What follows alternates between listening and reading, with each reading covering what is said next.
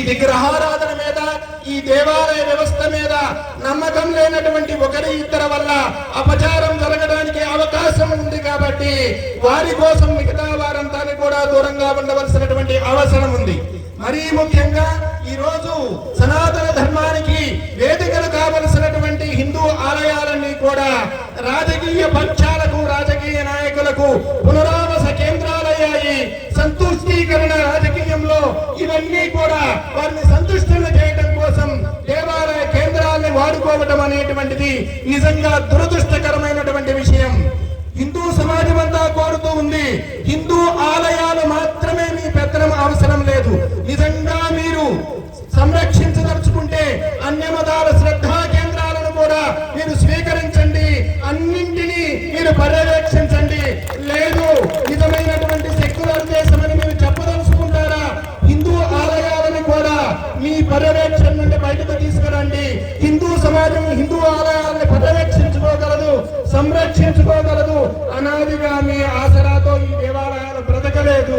ఈ రోజున రాజకీయ పునరావాస కేంద్రాలుగా ఆలయాలు మారడం చేతనే ఇటువంటి అపచారాలన్నీ జరుగుతున్నాయి, అనేకమైనటువంటి సమస్యలకు కారణమవుతున్నాయి అనేటువంటిది హిందువుల అందరి యొక్క భావన.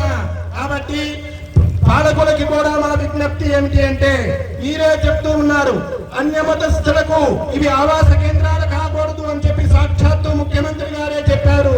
రాజకీయ పునరావాస కేంద్రాలు కాకూడదని కూడా మీరు అన్నారు. మీ మాటను మీరు నిలబెట్టుకోండి, హిందూ ఆలయాల పవిత్రతను కాపాడండి, భక్తితో రండి.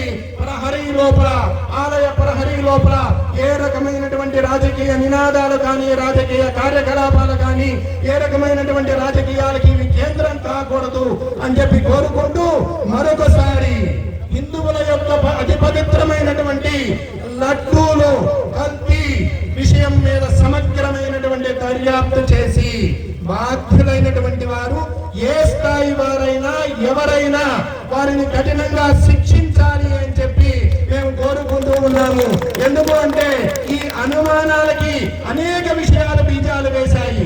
మీరు కొనేటువంటి 320 రూపాయలకి ఆవు నెయ్యి రావటం అనేటువంటిది అసాధ్యం. మీరు ఈ ధర్మం అంటే నమ్మకం లేనటువంటి వ్యక్తుల్ని అక్కడ నియమించి మీకు సమస్య మీరే సృష్టించుకున్నారు, అనుమానం మీరే కలిగించారు.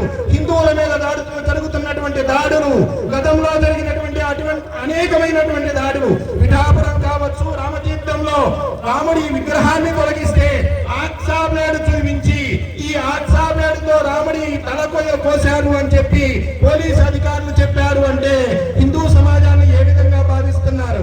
కఠినమైనటువంటి శిలలు ఆక్సాబ్లేడుతో తెగుతాయా? ఇది ఏ రోజు కూడా సరైనటువంటి దర్యాప్తు చేయలేదు, బాధ్యులైనటువంటి వారిని శిక్షించలేదు. నిన్న మొన్న కూడా అనంతపురం జిల్లాలో ఒక రథం తగలబడినటువంటి సంఘటన మనం విన్నాం.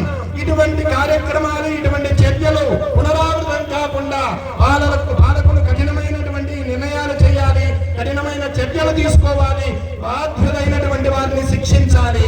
దానికోసం మైదుకూరు ప్రజలు, హిందూ సహోదరులు, అన్యమతస్థులు అందరూ కలిసి ఈ దేశము ఈ విధంగా ఉంది అంటే, ఈ సంస్కారాలు నిలబడ్డాయి అంటే అందరి సమన్వయం, అందరి సహకారం. ఈ ధర్మాన్ని ఈ దేశంలో ఉన్న అన్యమతస్థులు కూడా ఆరాధిస్తారు, గౌరవిస్తారు. రాజకీయం చేతనే ఈ సమస్యలన్నీ వస్తూ ఉన్నాయి. ఈ సమస్యను